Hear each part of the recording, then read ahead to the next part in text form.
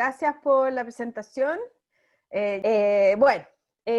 Sí, efectivamente,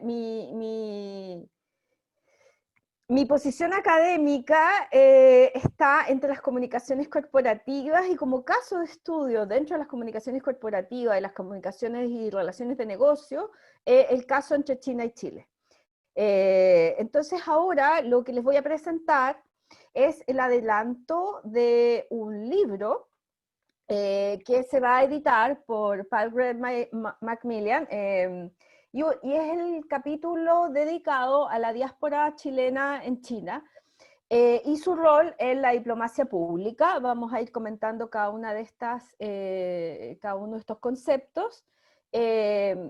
Es importante que este tema yo lo trabajé con Philippe Bernard Bilder, a lo mejor alguien lo conoce porque en este ambiente todo el mundo se conoce, que hizo su doctorado en Wuhan antes del COVID-19, sí, así que me aseguré que se hubiera venido antes, en la China Normal University. Así que nada, por lo que les voy a presentar ahora es como el adelanto de este capítulo del libro que cuando lo tenga por supuesto que lo voy a compartir. Como son todos más o menos expertos en el tema, esta slide la voy a pasar bastante rápida. Sin embargo, es importante entender estas partes del concepto para entender por qué se nos ocurre hacer este estudio, ¿no? Todos sabemos, el año 2006 se firma el Tratado de Libre Comercio entre China y Chile, el primer país sudamericano en firmar con el gigante asiático. Hay un auge increíble en el intercambio comercial, comienza sobre todo en el sector de las exportaciones, pero poco a poco ha ido avanzando en el tema de la inversión. Sin embargo, igual es importante destacar, y esto yo siempre lo destaco, que aún el peso se lo lleva en una relación más o menos norte-sur, y eso es importante también como contexto, en el sentido de que seguimos nosotros exportando materias primas, particularmente cobre, sigue concentrado en el cobre y sus derivados, y otro tipo de materias primas, y recibimos material, tecnología, manufacturados, etc. Algunas cifras que son importantes, que no son oficiales, son productos de entrevistas a distintos ex embajadores, ex cónsules en China, ex diplomáticos. Para el 2002 más o menos habían aproximadamente 10 chilenos en Shanghai. Para el 2015, y esto tampoco, porque no hay un registro muy acucioso, la verdad, de cuántos chilenos hay en China y cuántos están permanentemente. Actualmente hay alrededor de unos entre 400, 500 chilenos en Shanghai, un poco para que vean el crecimiento, que si bien es una diáspora pequeña, es una diáspora que ha crecido en muy poco tiempo. Es importante también tomar en consideración que esta diáspora es de alguna forma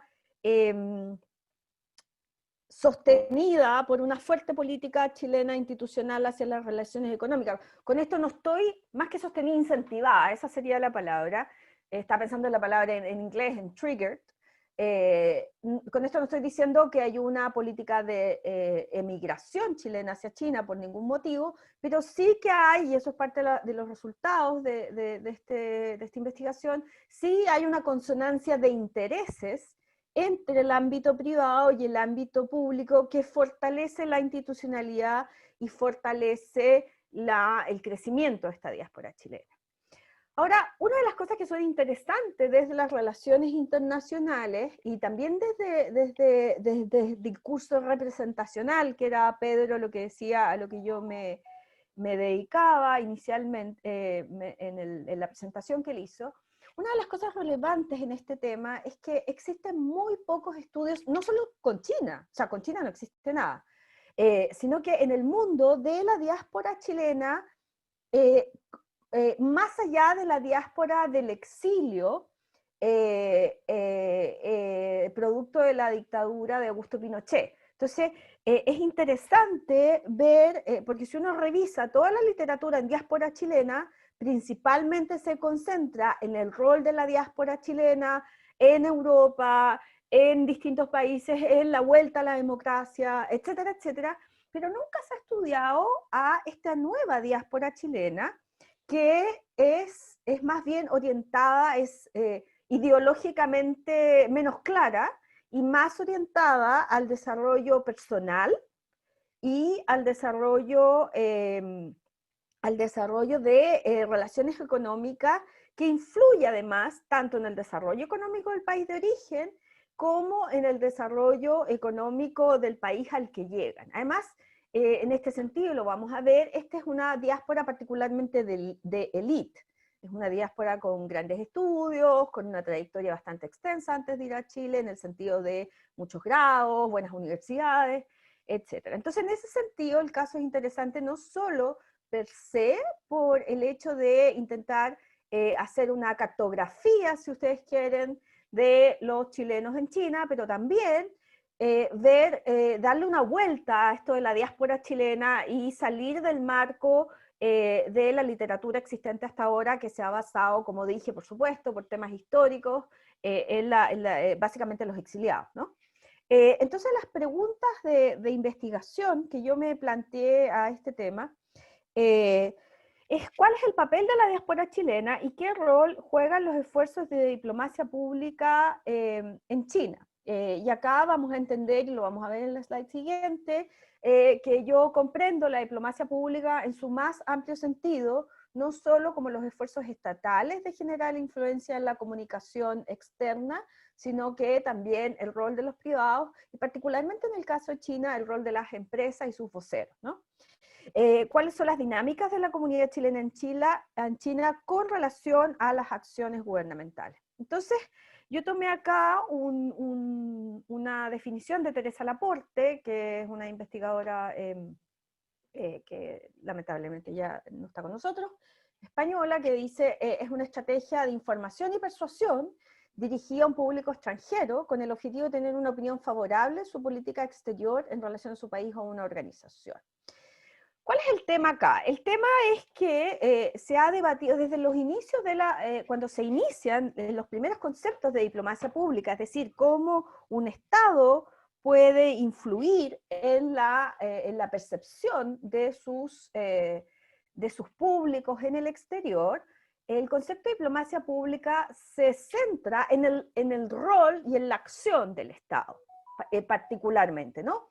Y la idea es que este concepto ha sido muy debatido y se ha ido expandiendo a que diplomacia pública no es solo la acción institucional, sistemática, etcétera, del Estado, sino que también influye en las políticas de diplomacia pública el rol de otros actores no estatales, que es lo que yo siempre he estudiado. Yo he estudiado siempre el rol de los actores no estatales, no el rol de los actores estatales en China, en el caso chileno, y que contribuye a la formación no solo de una imagen país, como lo diría la teoría del nation branding, sino que también contribuye a los esfuerzos de relaciones internacionales y sustentan, interactúa y se co-construyen con los esfuerzos de relaciones internacionales y los esfuerzos de lo que llama Joseph Nye el poder blando o el smart power de un país en un estado particular, en este caso en China. Ahora, dentro de la perspectiva de la diplomacia pública existe una rama que es particularmente relevante y desde la cual yo estudio y desde la cual es mi mirada, que no necesariamente se apoya en todos los conceptos de las relaciones internacionales, sino que utiliza los conceptos de la comunicación corporativa. Por eso esta conjunción interdisciplinaria que yo tengo entre las comunicaciones y las relaciones internacionales, a mí me acomoda mucho en el concepto de diplomacia pública. Y dentro de ese concepto, desde las comunicaciones corporativas, hay un concepto relevante que ha ido tomando cada vez más relevancia en la diplomacia pública, que antes se concentraba en los medios de comunicación, es decir, cómo los países a través de sus actores estatales, actores no estatales, pueden influir en que los quieran más o menos, el soft power, en otro país, no solo a través de los medios de comunicación, sino que a través de las relaciones interpersonales. Y eso se llama la perspectiva relacional en la diplomacia pública, y uno de sus exponentes es Rhonda Sajarna, que es una profesora muy destacada de la American University, y la cual ha sentado las bases de cómo entender la influencia relacional directa de las personas, y aquí puede entrar, por ejemplo, cultural diplomacy, porque hay un montón dentro de diplomacia pública, está digital diplomacy, ping pong diplomacy que tuvo China en los años 70, 80, hay un montón de apellidos diplomacy, pero yo me voy a enfocar en la perspectiva relacional de la diplomacia pública desde el punto de vista de las comunicaciones. Por lo tanto, hay que entender que esta perspectiva considera a los sujetos de las acciones de diplomacia pública, stakeholders, que es un concepto que viene de la comunicación corporativa, que son aquellos públicos relevantes para el desarrollo de los objetivos de la organización, del país, de lo que sea que estemos estudiando. Y por otro lado, yo lo que quise ver es entender, es acotar la idea de la diáspora comercial, por decirlo así. Yo aquí no voy a presentar la diáspora derivada de la diplomacia chilena, sino que la diáspora derivada de el encuentro con las multinacionales, el esfuerzo exportador chileno, incluso los emprendedores que se han ido a China a buscar nuevas perspectivas de desarrollo personal y comercial, ¿no?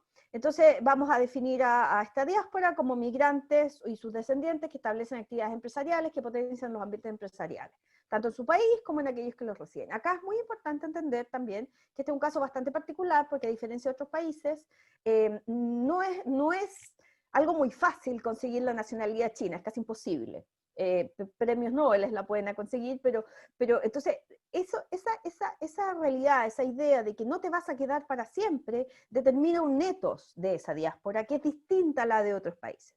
Entonces, también eso es importante relevar en el caso, porque no es igual de un migrante que se va a Estados Unidos, que a lo mejor piensa que va a estar ahí para siempre.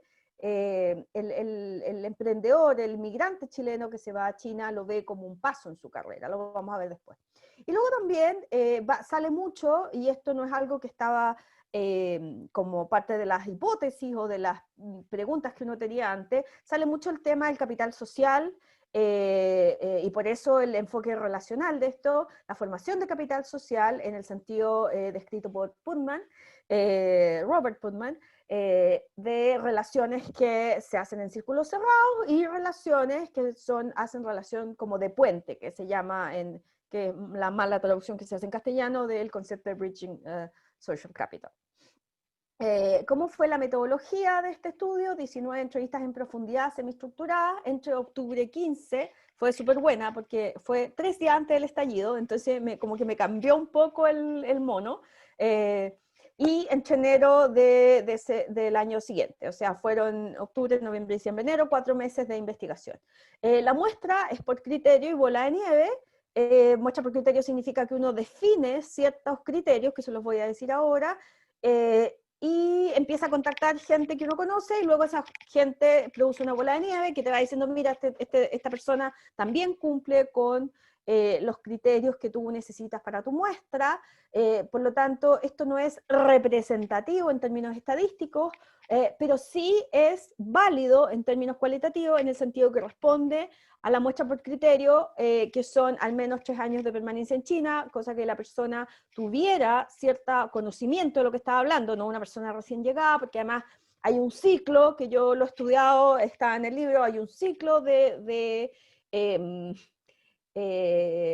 que sufre el migrante chileno cuando llega a China, que pasa por varias etapas. Entonces lo que yo quería es que este migrante ya hubiera pasado la etapa del impacto, del shock cultural, y que estuviera más adentrado en una China más realista, menos si se quiere, menos prejuiciada, ¿no?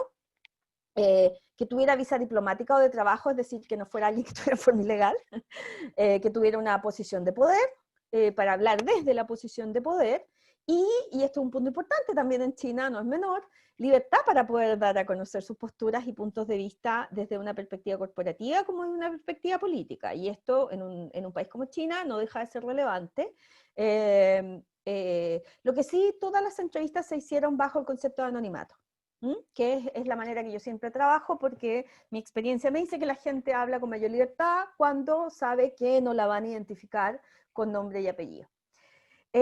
Principales resultados, una de las cosas relevantes es, como le decía, una diáspora un poco diferente a las diásporas que se han estudiado chilenas anteriores.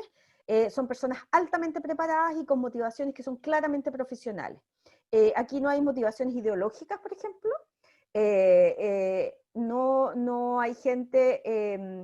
no hay gente que va a trabajar como trabajador primario, sino que van en posiciones gerenciales. Y como identidad colectiva es el negocio. Y esto da lo mismo si estás en Shanghai, en Beijing, Shenzhen, en Guangzhou, da lo mismo. La identidad colectiva principal, hay otras identidades secundarias, pero la identidad colectiva principal es el negocio, es el hecho de ser parte de una estructura comercial, país que está haciendo como, no sé si patria, pero está dejando las primeras huellas relevantes en China. Entonces acá, por ejemplo, el informante número 5 dice: profesionalmente estoy 100% dedicado a lo que son los negocios internacionales, al trading, al comercio, si bien ahora me dedico a cómo hacer la búsqueda, también tengo mis propias marcas. Yo creo que lo primero es que todos son emprendedores o representan a alguien. Representa significa que están representando una compañía, ¿no? Gente capacitada, muy inteligente, y eso te lo dicen todos. Esto es una cita de algo que representa lo que todos te dijeron. Entonces, gente que está siempre innovando, creando nuevas cosas, ya sea para su empresa o para otro. O sea, lo que estamos viendo es una migración altamente calificada, creativa, adaptable, emprendedora, con características particulares que difieren a lo mejor de diásporas anteriores chilenas en otros países, ¿no? La otra característica que es súper relevante es que la diáspora es heterogénea geográficamente, pero es homogénea dentro de la ciudad en la que se encuentra. Entonces, lo que te comentan es que Shanghai es la mayoría de la gente que está en Shanghai viene en representación de sus compañías, la mayoría de la gente que está en Beijing viene a estudiar y luego se queda, y eso sí tiene una componente ideológica en el sentido que te decían: mira, la gente de Shanghai vota por Piñera y la gente de Beijing no vota por Piñera. Y Shenzhen sería más bien de emprendedores, porque no hay mucha representación chilena, pero hay muchas oportunidades de negocio, ¿no? Entonces se produce esta doble circunstancia de heterogeneidad y homogeneidad dentro de la misma ciudad. De alguna manera también replica esta segmentación chilena entre los de derecha e izquierda, los cuicos, los no cuicos, etc., ¿no? Es bien interesante. Como toda diáspora, en todos estos años tiene una naturaleza cambiante.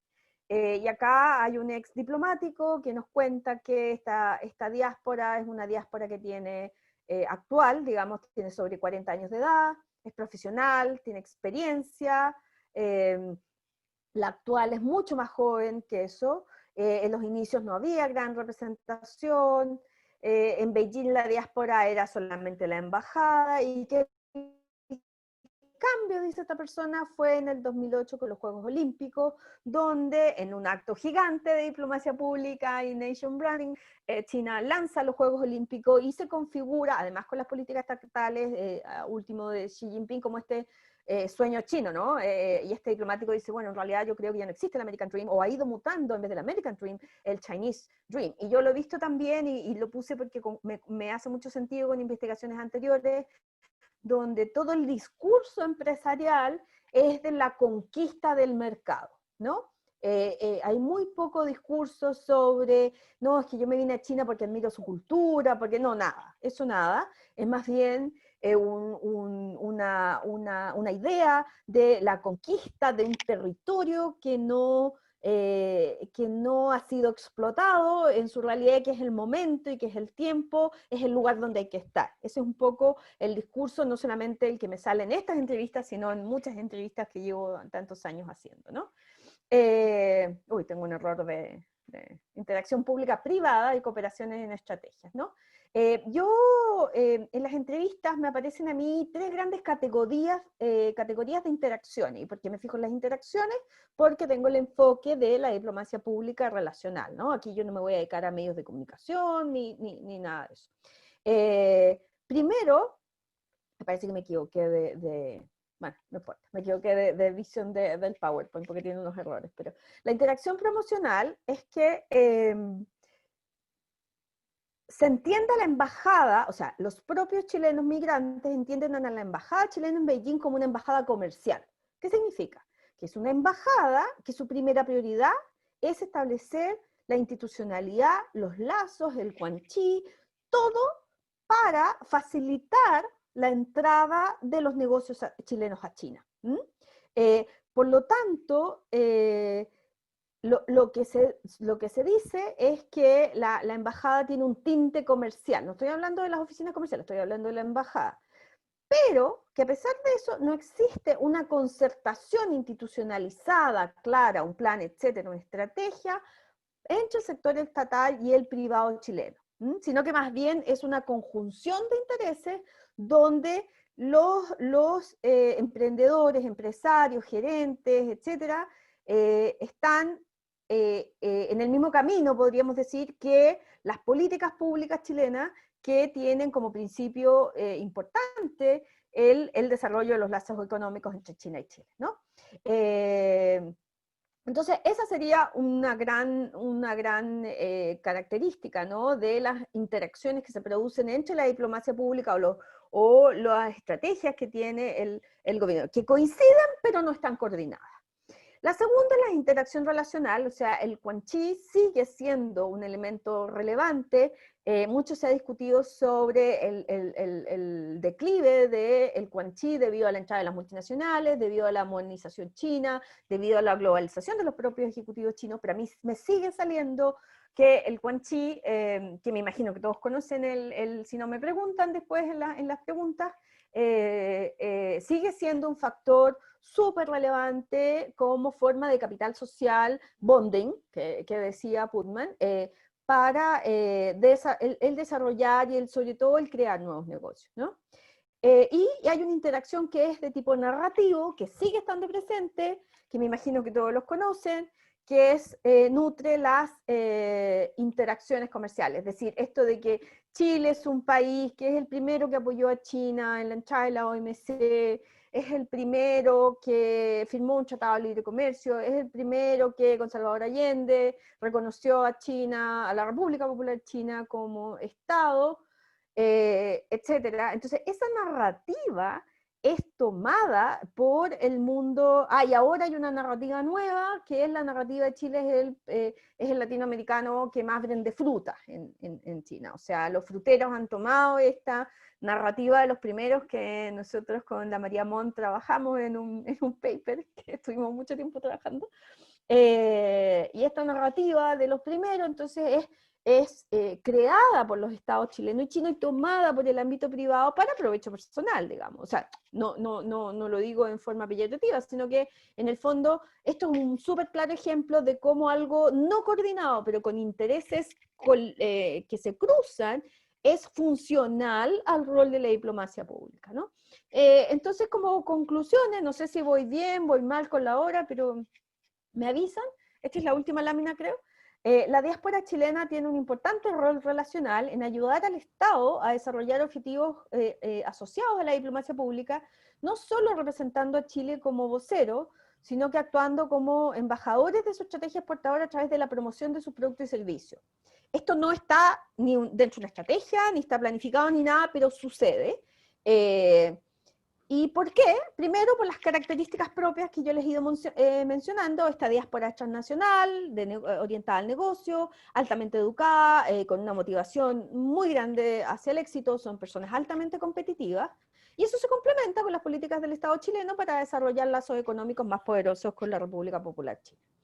En segundo lugar, la diáspora chilena entiende la necesidad de fortalecer una imagen positiva de Chile, es decir, entiende que hay que, en términos coloquiales, remar para el mismo lado, y sus productos si quieren tener mayor éxito. O sea, ven esta relación como una relación win-win, y eso no importa de qué gobierno sea nuestro gobierno, es una política de Estado, y se entiende como una política de Estado desde los empresarios.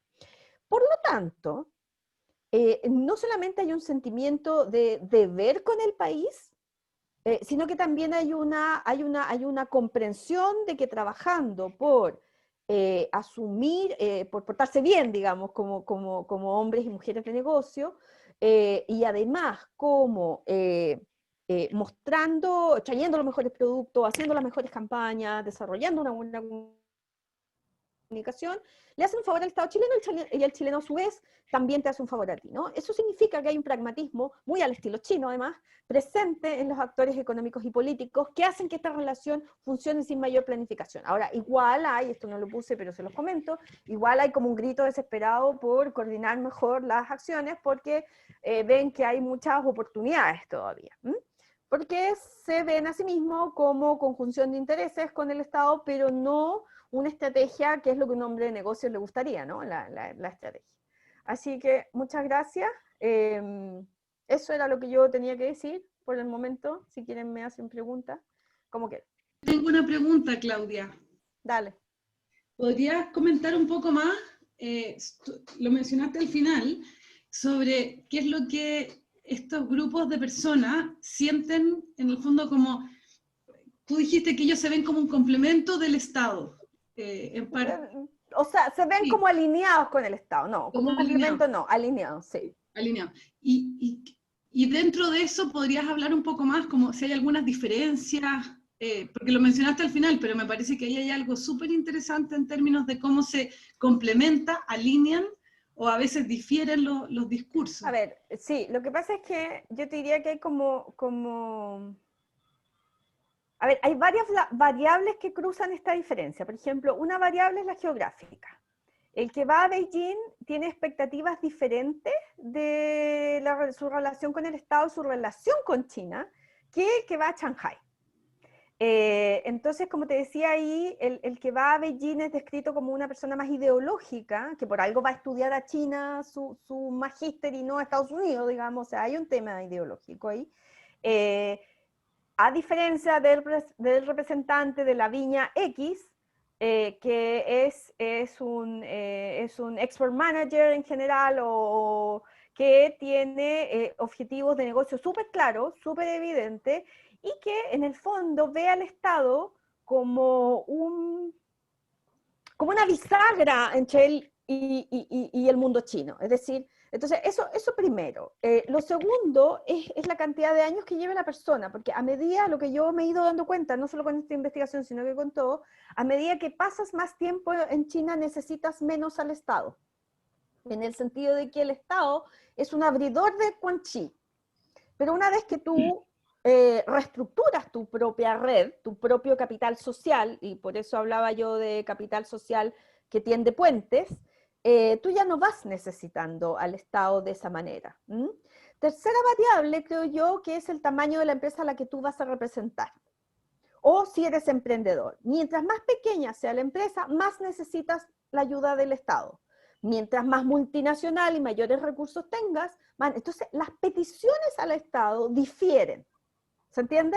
Por ejemplo, si tú eres, por ejemplo, los emprendedores se quejan que el Estado debería hacer más cosas. Yo no puse todo eso, digamos, pero súper interesante de explorar, porque su actitud hacia lo que debe ser la cooperación público-privado cambia dependiendo de los propios recursos. Entonces, evidentemente, un emprendedor o una pyme va a demandar más recursos del Estado.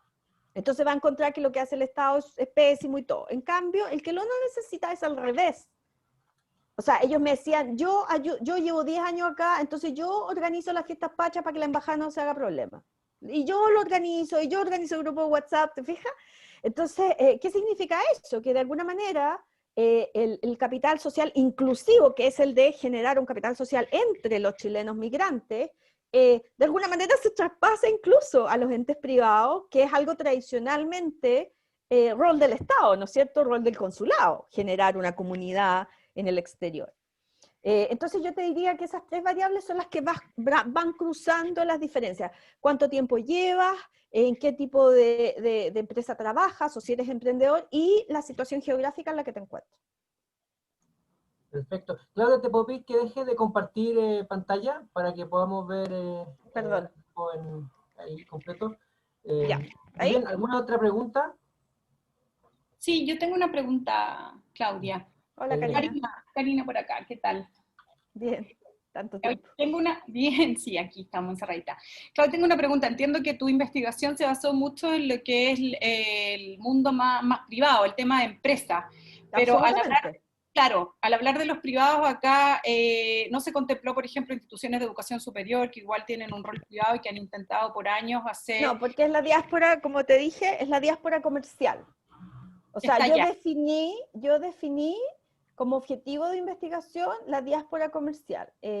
Ahora estamos postulando con Philip, con este coautor. Ah, sí, sí, lo conozco, el Filipe. ¿Lo conoce ya? Estamos postulando con este coautor a que sea mi postdoc en el área de la educación.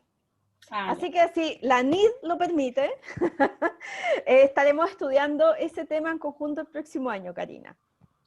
Si todo se da, la parte justamente de la educación, justamente yo sé a lo que vais tú. Y sí, esa parte, porque además él ha trabajado bastante ese tema y yo sería como su tutora, pero para eso nos tenemos que ganar los fondos del Estado para poder estudiar ese gran temazo. Ya. Y otra pregunta al respecto, que a lo mejor no lo capté si lo mencionaste, entendiendo que la diáspora, en este caso de las empresas, están en promedio, no sé, dependiendo mucho de la empresa, pero en general no están más allá de 4 años, especialmente en Por ciudades eso como... decía yo que era una diáspora transitoria, no es esa diáspora que, no sé, pues el mexicano que se va a Estados Unidos para construir su vida allá. Esto es un paso en la carrera de esta diáspora. Ya. ¿Y hay algún costo o en general existe, no sé si se detectó, algún proceso como de traspaso en eso del cambio de las contrapartes, en este caso con sus contrapartes chinas? Bueno, ahí hay un tema que depende un montón de la empresa. ¿Sabéis qué? Eso yo lo vengo viendo hace 10 años atrás, y eso depende de cuán visionaria y cuánto entiende el mercado chino la empresa.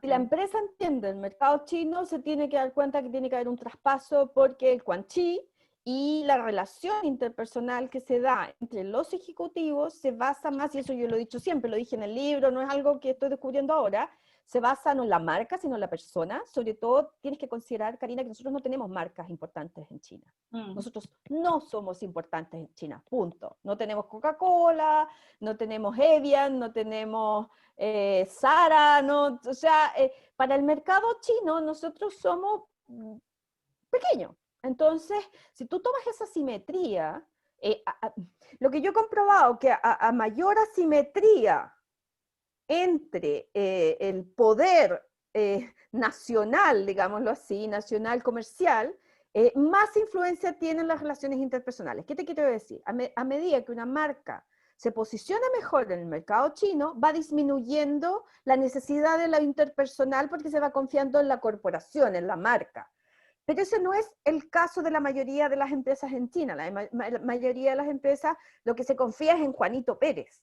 Entonces, cuando Juanito Pérez se va, lo que tiene que hacer es un tremendo trabajo de dejar al Juanito Pérez II bien instalado, bien desarrollando estas redes, bien presente en estas redes, porque si no, de alguna manera eso se debilita, o surgen las comparaciones, ¿no? Pero ¿cómo si el anterior a mí me permitía no tener note crédito? No sé, estoy inventando. Pero si el 8 lo hacíamos así, nomás a lo amigo y no sé qué, que es muy chino también. Y en Ojo, que hay otro tema súper relevante y que tiene que ver un poco con lo que decía la María Mon. Nosotros no hacemos trading con las grandes compañías en general, con las grandes, salvo en el mercado cobre, nosotros no hacemos trading con las grandes chinas. Nosotros hacemos trading con las más chicas chinas o con intermediarios. Por lo tanto, todo eso de la globalización y todo eso es hasta por ahí nomás. ¿Te fijas? Eso también es importante considerar. Nuestras contrapartes no son los grandes, no sé, Costco directamente. Gracias, Claudia, por la presentación. Realmente muy, muy interesante el tema. Y yo tengo una pregunta en relación a cuál es, si es que lo pudiste identificar a través de tu investigación o entrevistas, cuál es el factor principal que ha gatillado este aumento sostenido, ¿no es cierto?, de la diáspora chilena ya en China. Supongamos, tú identificas que la empresa ha tenido un protagonismo más relevante o la iniciativa de las mismas personas que en definitiva han migrado, ¿no es cierto?, a China de forma temporal o más permanente. Un poco te hago la pregunta porque para entender eventualmente si hay o queremos crear iniciativas públicos, privadas, para aumentar o organizar o entender de mejor forma la migración a China, nos deberíamos enfocar más en la entidad empresa, en el individuo.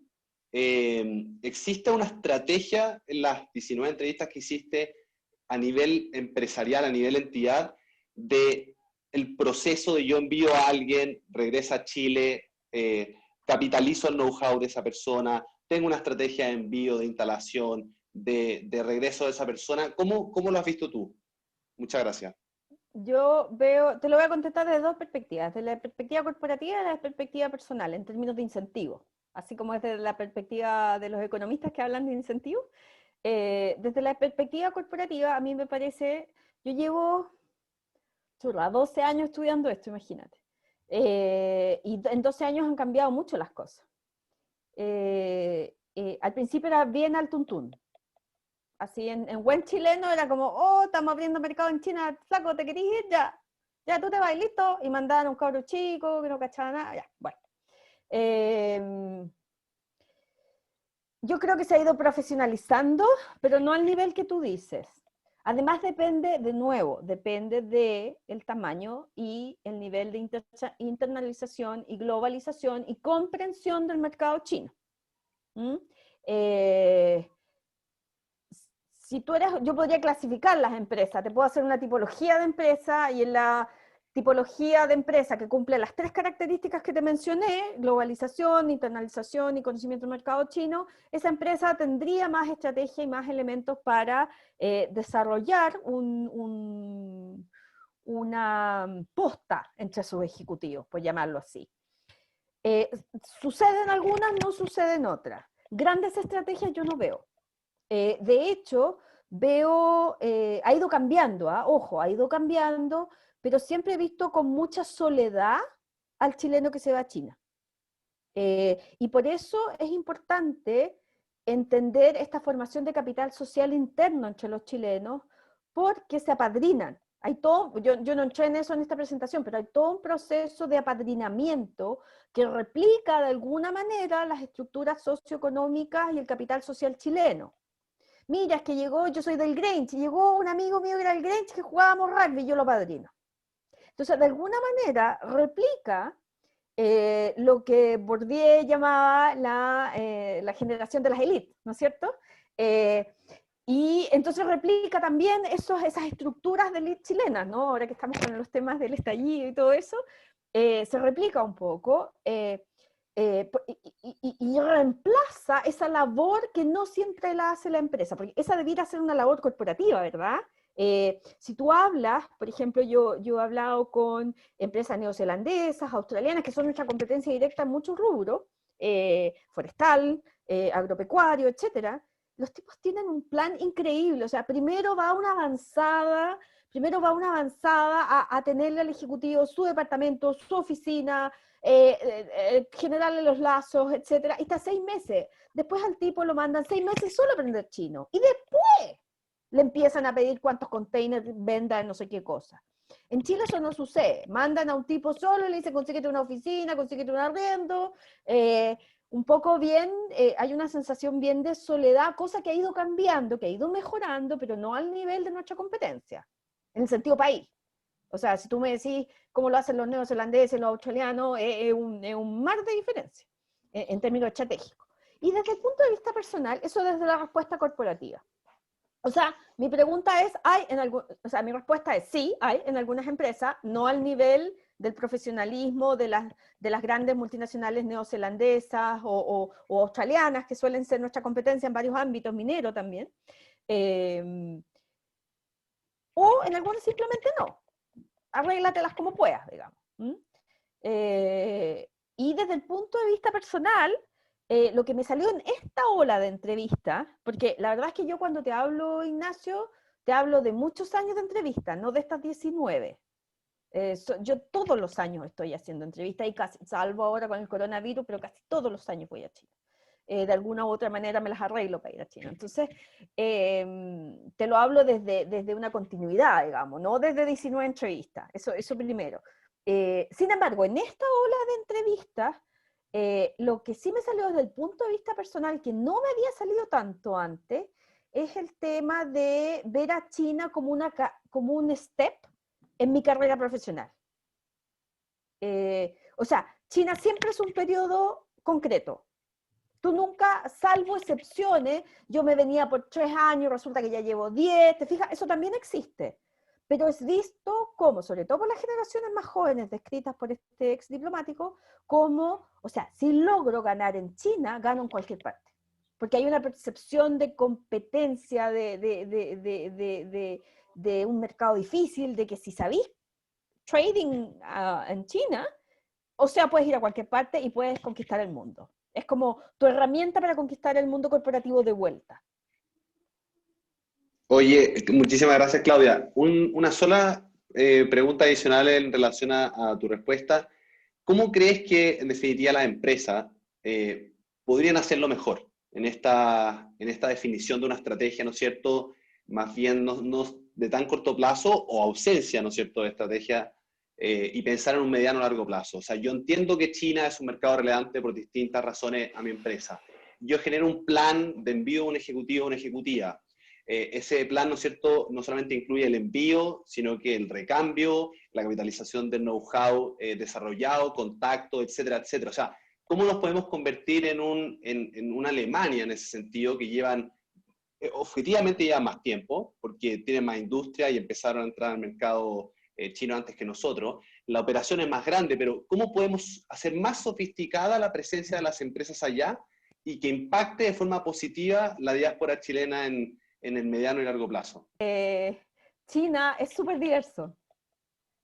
O sea, lo primero que tienes que entender es que China es súper diverso. Entonces, habría que analizar ahí en esa estrategia qué industria, dónde estás, cuánto llevas allá, cuál es el nivel de, y eso es lo que vamos a estudiar, Karina, con Philip, si no sale, pero en el ámbito de la educación, los puntos de contacto, cómo van generando las diásporas puntos de contacto para rentabilizar el capital social. Eso es lo que vamos a estudiar, si es que nos resulta. Pero también se puede hacer ese estudio con los empresarios, digamos. Pero si tú me decís así como grandes recetas súper generales, es sintonizar con una idea de largo plazo, de mediano a largo plazo, en vez de una idea de corto plazo, que es muy típica de la visión empresarial chilena. La visión empresarial chilena es rentabilidad, rentabilidad, rentabilidad ahora, tráeme el container ahora, pero ¿cómo es posible si la competencia es no sé cuánto en el mundo de los vinos? Así. Ahora, el mundo de los vinos tuvo un buen ejemplo de capital social entre empresarios.